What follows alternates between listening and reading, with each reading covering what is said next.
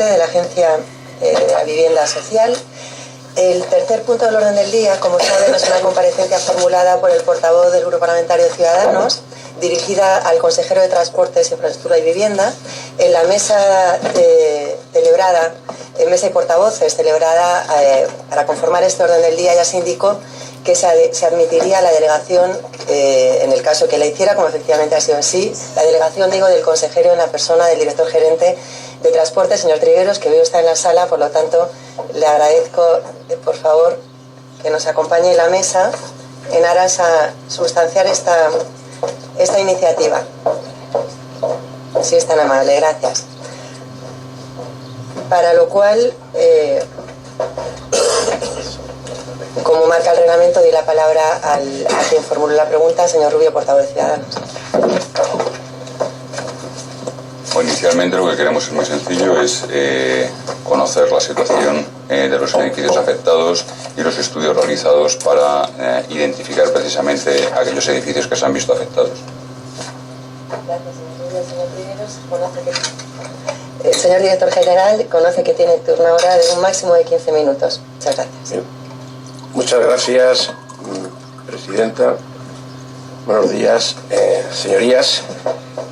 Comparezco a petición del Grupo Parlamentario Ciudadanos para hablar sobre la situación de las viviendas de San Fernando de Henares afectadas por los problemas de filtraciones de agua en la zona cercana al túnel de la línea 7B de metro, que se corresponde inicialmente con los edificios de Vergara 1416, calle Lisboa y calle Somorrostro.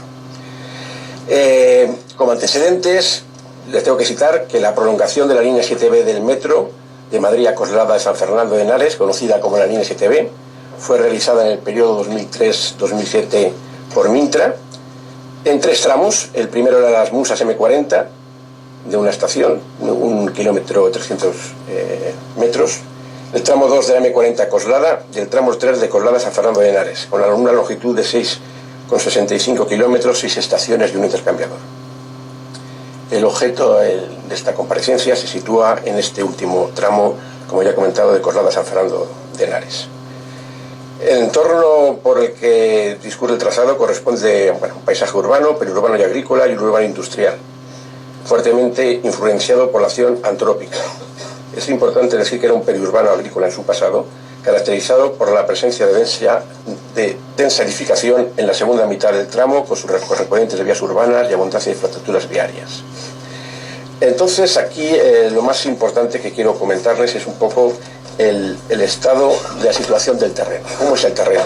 Que va a marcar un poco todo lo que ha venido desarrollándose con posterioridad. El terreno en el que se ubica el final de la línea 7B de metro, desde la estación San Fernando hasta el Hospital de Henares, es de alta complejidad y riesgo, con abundante presencia de yesos y sales. El ámbito por el que discurre el trazado corresponde a la zona de vertientes y terrazas del río Jarama, cuyo curso se encuentra próximo al final del trayecto proyectado del correspondiente a estación Jarama y Henares, objeto de la iniciativa. El sustrato de la zona de estudio está formado por los materiales detríticos terciarios típicos de la Cuenca de Madrid, constituidos por arenas y arcillas en proporciones variables, alternando con yesos, y que conforman un acuífero multicapa, en el que alternan capas permeables e impermeables, y sobre los que se encuentran depósitos aluviales cuaternarios muy permeables, especialmente al final del tramo, en la zona correspondiente a una terraza del río Jarama. Los materiales cuaternarios dan lugar generalmente a acuíferos libres, colgados y superficiales, muy ligados al régimen de precipitaciones.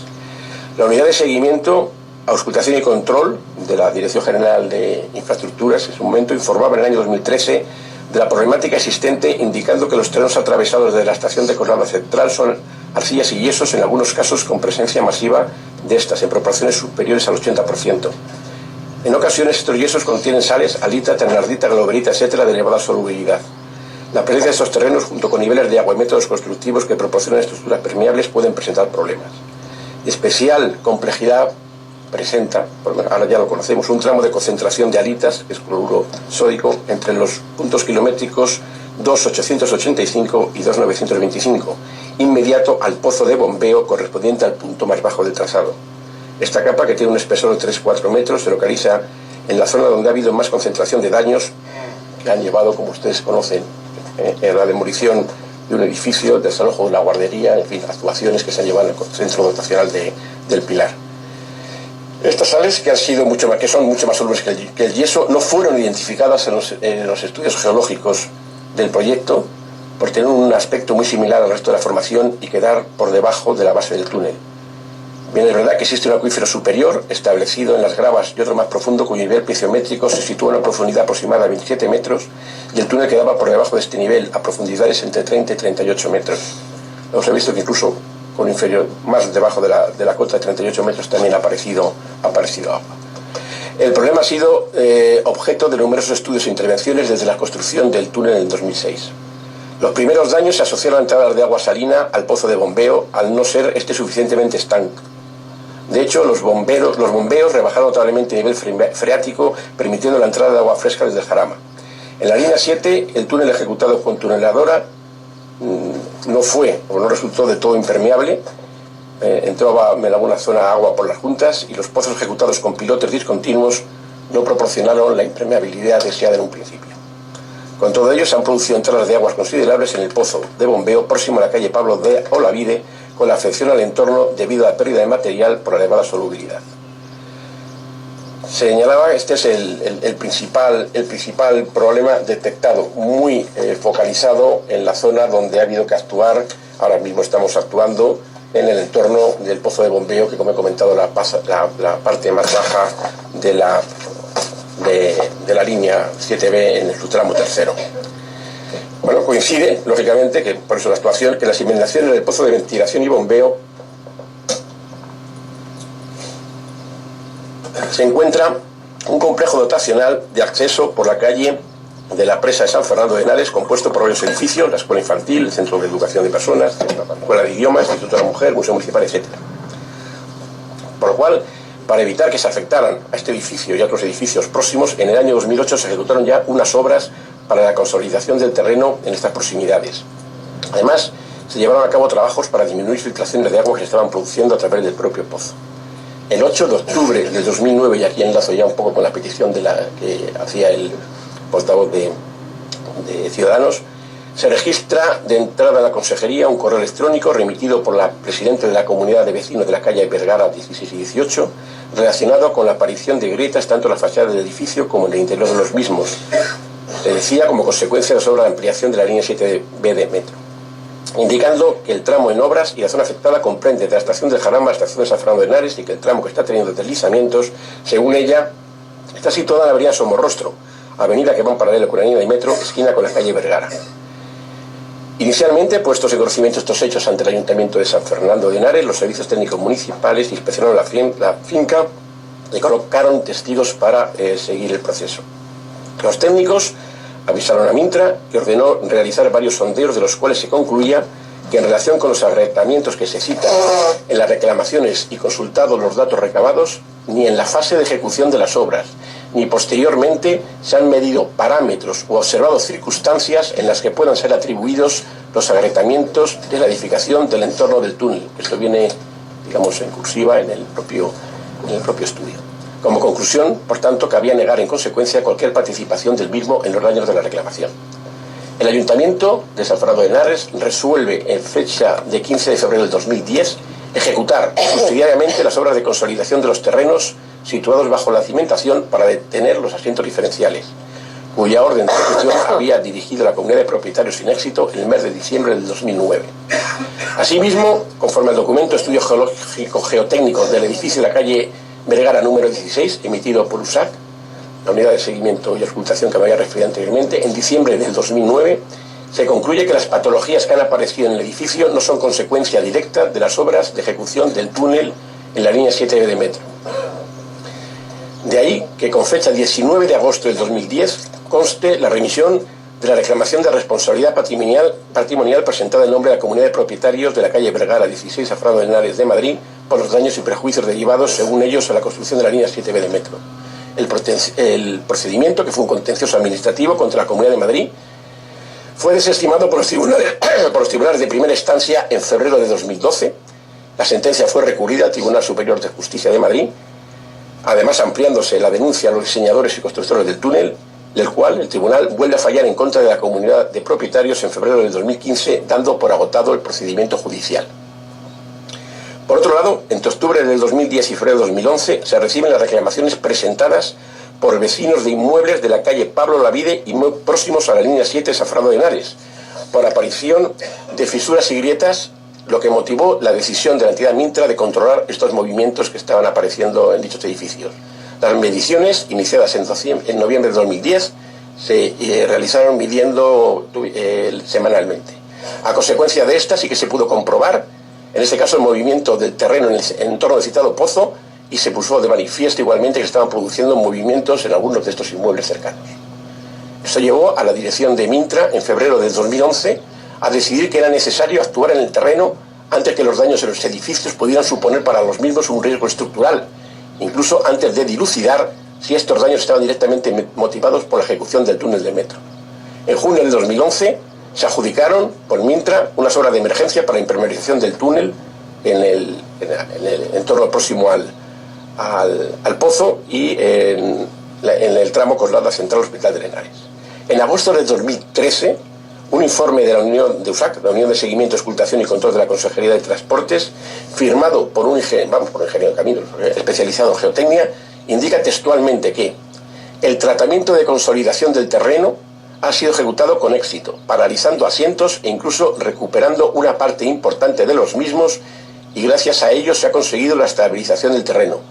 Estamos hablando en la parte, digamos, que está enfrente del centro dotacional del Pilar. Efectivamente, en estos movimientos que ha habido en los últimos tiempos, cuando tuvimos que actuar de emergencia, no se han visto efectivamente reflejados en esta estabilización del terreno que en un principio se había ya tratado con anterioridad.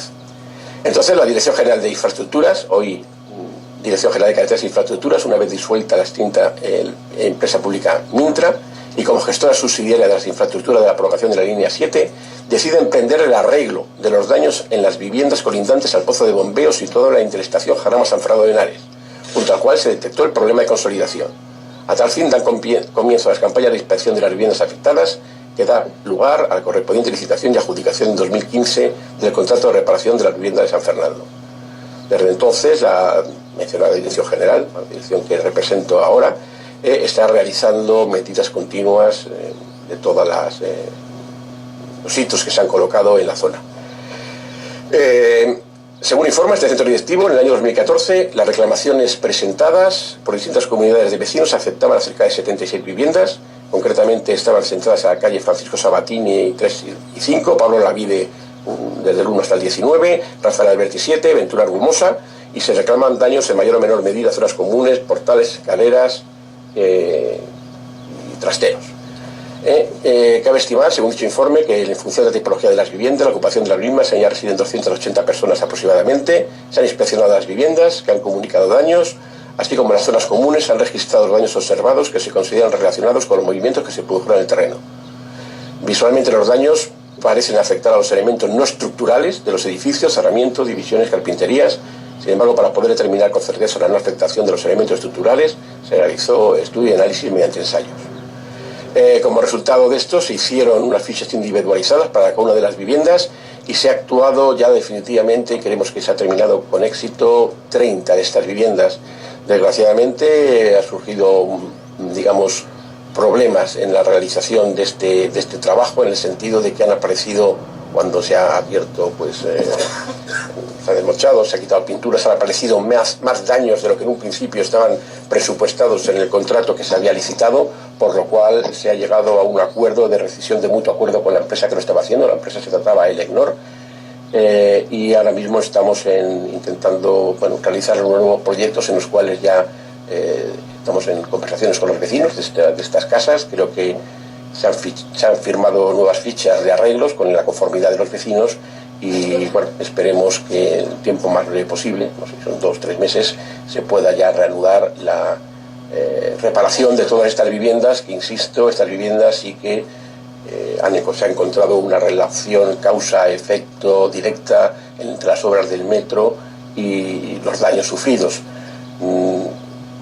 Desgraciadamente no ha podido ser encontrar esta relación causal entre las otras viviendas que se me refieren en la comparecencia y esto por lo cual, digamos, la Dirección General de Carreteras e Infraestructuras no estaría autorizada a efectuar reparaciones, dado que no hay un informe técnico que relacione directamente la construcción del túnel con estos posibles daños. Bueno, luego después dejaré para, seguro que tienen algunas inquietudes que intentaré poder resolver en mi segunda intervención. Muchas gracias, presidente.